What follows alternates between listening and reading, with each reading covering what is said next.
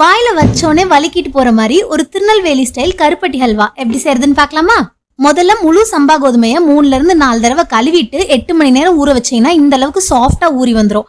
இதை மிக்சி ஜார்ல சேர்த்து நல்லா அரைச்சு பால் எடுத்து வச்சுக்கலாம். இதை ஒரு 8 மணி நேரம் அப்படியே புளிக்க விட்டுட்டீங்கன்னா தண்ணி தனியா பால் தனியா வந்துடும். தண்ணியை வடிகட்டிட்டு இது கூட ஃப்ரெஷ்ஷா 4 கப்பு தண்ணி சேர்த்து கலந்து எடுத்து வச்சுக்கோங்க.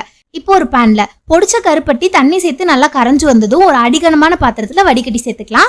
நல்லா கலந்து விட்டுட்டே இருங்க. இந்த அளவுக்கு நல்லா கொதிச்சு வந்ததும் கையில தொட்டு பாத்தீங்கன்னா பிசு பிசுன்னு இருக்கணும். கம்பி பதம் எதுவும் தேவையில்லை.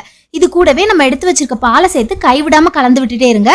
ஒரு 7ல இருந்து 8 நிமிஷம் நல்லா கொதிச்சதும் இந்த அளவுக்கு திக்காகி இருக்கும். இது கூடவே நம்ம வறுத்து வச்சிருக்க முந்திரி பருப்பு சேர்த்து கலந்துக்கலாம். கைவிடாம கலந்து விடுங்க, ஈஸியா கெட்டிப்பட்டுரும். நல்லா திக்காகி இந்த ஸ்டேஜுக்கு வந்ததும் இது கூட நெய் சேர்க்க ஆரம்பிக்கலாம். ஒரு நேரத்துல 2ல இருந்து 3 டேபிள் ஸ்பூன் நெய் மட்டும் சேர்த்துக்கோங்க. நல்லா கலந்து விடுங்க. நெய் நல்லா உறிஞ்சதும் அடுத்த பேட்ச் நெய்யை சேர்த்துக்கோங்க. 1 மணி நேரம் கழிச்சு எல்லா நெய்யும் சேர்த்தாச்சு. நல்லா கிளாஸி ஆகி இந்த மாதிரி நல்லா ஷைனிங் ஆகிரும்.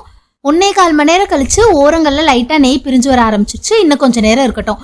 இப்போ 1 மணி நேரம் 25 நிமிஷம் ஆயிடுச்சு. நல்லா நெய்யெல்லாம் பிரிஞ்சு வந்து கிளாஸியா பேன்ல ஒட்டாம ரெடி ஆயிடுச்சு. ஸ்டவ் ஆஃப் பண்ணிடலாம்.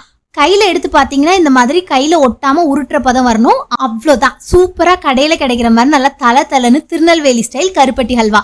இதோட டீடைல் ரெசிபி சின்ன சின்ன டிப்ஸ் அண்ட் ட்ரிக்ஸோட லாங் வீடியோவா spice and curry Tamil YouTube channel upload பண்ணிருக்கேன். லாங் வீடியோ லிங்க் கீழே டேக் பண்ணிருக்கேன். இன்ஸ்டாகிராம்ல பாக்குறீங்கன்னா சேனல் லிங்க் பயோல இருக்கு. கண்டிப்பா செக் பண்ணி பாருங்க. ட்ரை பண்ணிட்டு எப்படி இருந்ததுன்னு சொல்லுங்க.